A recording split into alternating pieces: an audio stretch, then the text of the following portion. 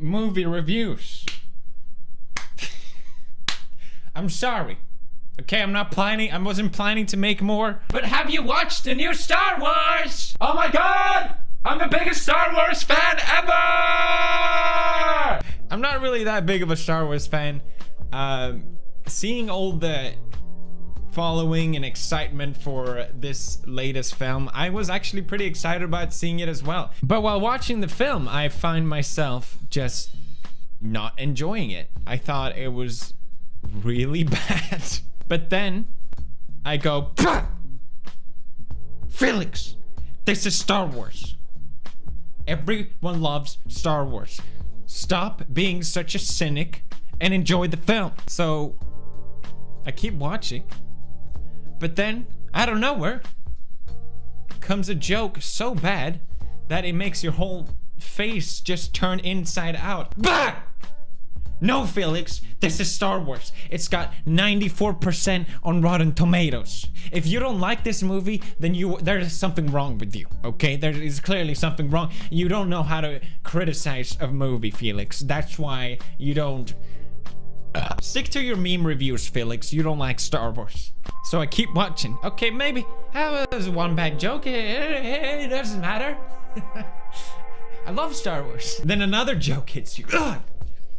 Oh god, what was that? Was that even a joke? What the heck? Ah, another joke! Oh my god damn it. You know a movie has bad humor if I'm the one criticizing it for bad humor. Movie review. It felt like the lily ponds of comedy. Just people getting hurt and you're expected to go, that's funny.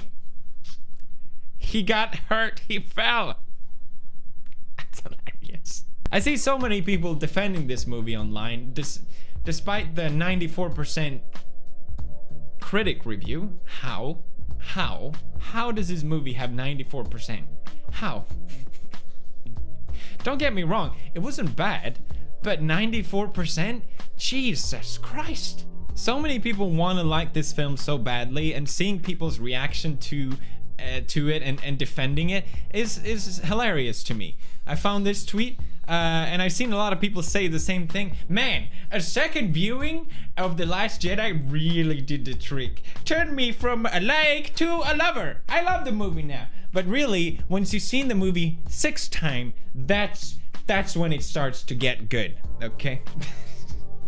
I've seen reviewers not wanting to give the movie a rating right away because they want to like it so badly. They want to make sure that they like it. What movie will you give that sort of criticism to? What how do you not show incredible bias by admitting to that? Like how are you a reviewer if you need to watch it twice to give it a review? I've seen some people deflecting, saying, okay, well, if you didn't like Star Wars, that means you hate social justice. And yes, that's true, I do, but I didn't mind it in this film. I thought it was all right.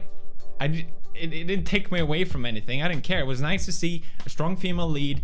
It was nice to see a more diverse cast, even though I hate forced diverse casting.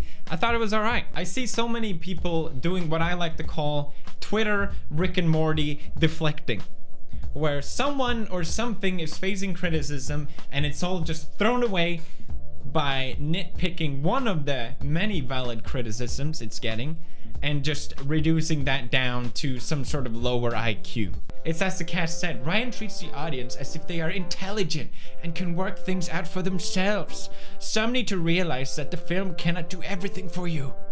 To be fair, you need extremely high level of IQ to understand Star Wars. When the Pogs hits the windshield of the Millennium Falcon, that is saying something deeper about life. If you didn't like Star Wars, that's because you don't like social justice. If you don't like Star Wars, that's because you're a fanboy. It's like, no, none of these things applied. I just thought it wasn't... To put it simple, I didn't like the film because the characters felt hollow.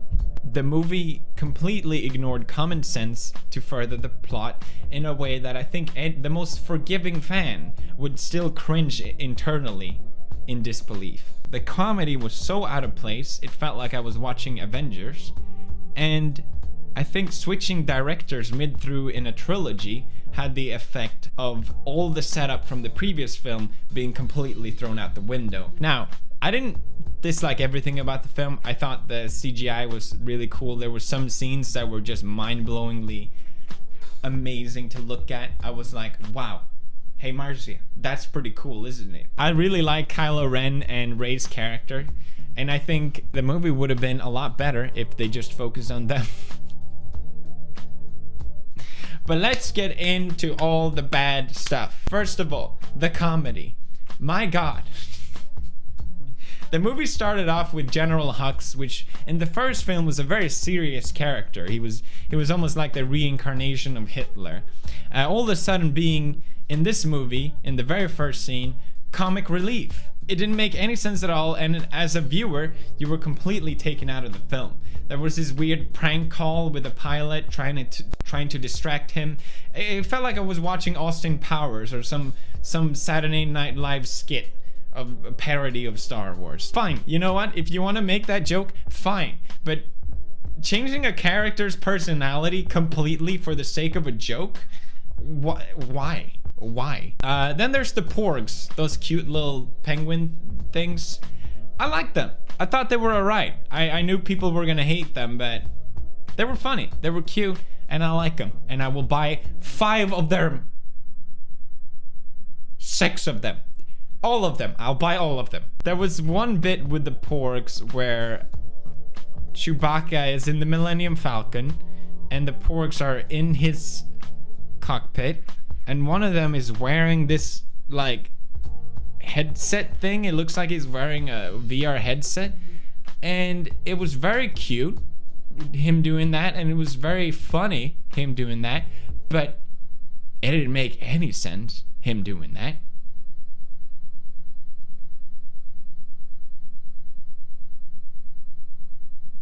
I realize I'm probably nitpicking here. My point is, I don't mind the jokes. I hated how they went out of their way to make the joke. By having the porg wearing this VR thing, you're taken out of the universe because it feels like a cartoon kind of joke. It felt like it was something from Space Jam where it didn't really make sense, but it was still funny. Constant ignoring common sense for the sake of jokes. There was this bit that actually made me laugh where Rey is training with a lightsaber. She cuts up this piece of the cliff falls down and destroys the wagon, which one of the space nuns was carrying. It was funny because it was unexpected, and my mind wasn't ready for it, and I laughed. It was funny. But then you're thinking, what if that rock hit the space nun? She would legit have been murdered. Rey would have been a murderer. It was so close. If that happened to me, I'd be traumatized. I'd be like shocked. I'd be like, sorry, space nun. And I can't believe I did this. But it was more important that we'd had this little joke. That the lily punch, oh!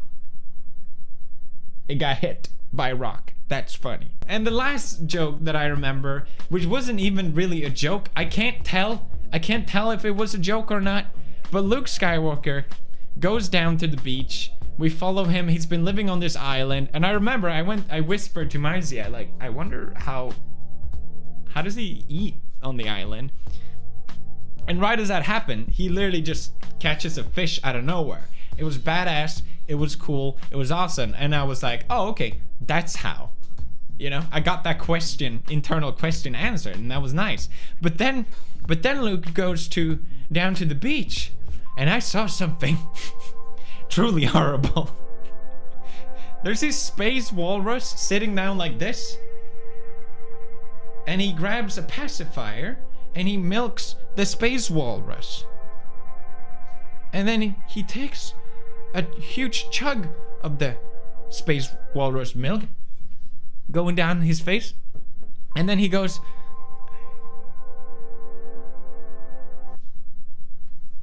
Luke Skywalker did this. Why? This is how I will always remember Luke Skywalker, the most beloved character, the man who chugs down alien titty milk like.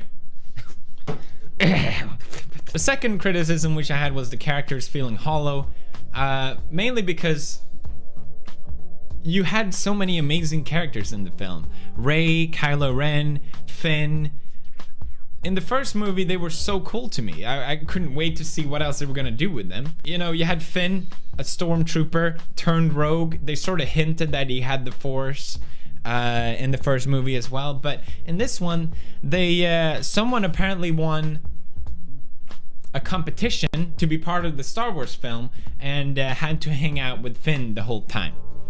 I swear to God, this girl made no sense. Their romance and story was the most worst romance I have ever seen in Star Wars. Yes. Worse than Padme and Anakin. Yes. Seeing them kiss in the end was like watching someone kiss their sister. It was disgusting.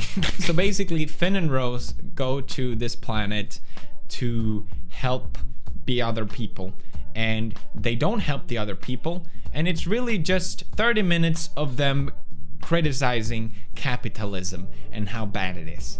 Yes, that's right, Disney criticizing capitalism. Oh my God, what was the point of the casino planet? What was the point of it? It didn't lead to anything. Nothing happened out of it. Number 3, my favorite bit was how much it ignored common sense. The last bit, which is how much the movie ignored common sense to further the story. You have this big, giant enemy fleet. You have the small, good guy fleet. They can't keep up with each other, so they're just following each other. Why didn't the big guys send out small ship to shoot the good guys? That would make too much sense, I guess. Rey didn't go through any Jedi training, but could stop force pushes, use the lightsaber, lift rocks. She could do anything without any training. Okay, fine. Purple hair lady gets the simple question. They're all gonna die on this ship, right? And purple hair lady is in command, and everyone's like, purple hair lady, excuse me, what is the plan? We are all literally dying here. And she doesn't tell anyone what the plan is for the sake of the audience not knowing what her plan is. And it just leads to all this trouble for no reason. She could have just told everyone what her plan was. Then she knew she was gonna die in the end. She didn't do anything. She just watched all her friends get blown up. But then all of a sudden, it just clicked in her head. Hey, I'm gonna crash into them with my ship. I'm gonna kamikaze into the bad guys. But I am only gonna realize this after a lot of my friends have died. Because I was too busy making sure my purple hair was purple. What the fuck? They killed off Admiral Akbar, one of the most beloved characters in the Star Wars franchise. A classic meme. And as a meme appreciator myself, seeing him barely getting acknowledged, the fact that he died, was heartbreaking. You didn't get to see him die. They just say, hey, Admiral Akbar is dead. Why not replace Purple Hair Lady with Admiral Akbar, have him be the one crashing into the enemy ship, which would have been an emotional ending to his character. It would have been an emotional set-off to one of the coolest scenes in the film, where you see the ship crash into the other, and it would have been so cool. And I think that's why I'm so bothered with this film, because it just felt like a massive waste of potential. Simple things they could have changed. Cut that. Change this. And it could have been an amazing film, but it wasn't. I don't know why all these critics are lying. So you have this ship crashing into the enemy ship, and somehow you have Finn and Rose escaping from this ship in an escape pod. They are already in the ship compartment. They barely make it into the planet. Meanwhile, the same ship have unloaded like 7 of these TIE fighters, or whatever they're called, and a cannon on the ground, faster than they could just fly the ship there. The movie just went, we're on a planet now, and everyone is here. And it was just like, what? It was so incredibly rushed, and this planet was so cool. They have like the salt on it, and then all the red underneath. It was dope. They clearly gave a lot. Someone really brilliant came up with this idea. that it was gonna look really visually cool, but it was never utilized properly because they clearly ran out of time because we spent 30 minutes on the goddamn casino planet. Last but not least, I think switching directors midway through a trilogy was a terrible idea, and clearly anything that was set up from the first film was thrown out the window for the second one because the directors had different ideas of what was important, and it just made the whole thing a mess to me. Instead, the movie gets praised for reinventing Star Wars, when in reality it's just a mess. I'm fine with reinventing Star Wars, just don't do it midway through a trilogy, right? Tell me how that makes any sense. For me, this really turned me off Star Wars again.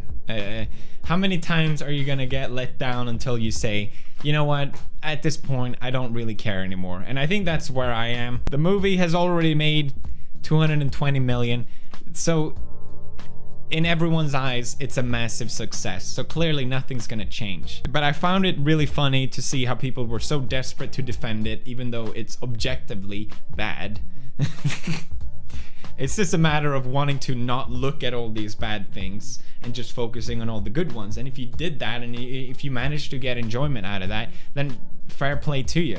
I don't want people to not like it, but for me, it was impossible to watch this film when all this shit was happening in the background and just be like, yeah, that was really good. I've seen it 6 times now, and it actually got really nice. I always tend to be more critical when I want things to be better and when I know things could have been better. And I definitely think that was the case for The Last Jedi. I wouldn't consider myself a fan of Star Wars before this film, and I'm 100% off the train after this film.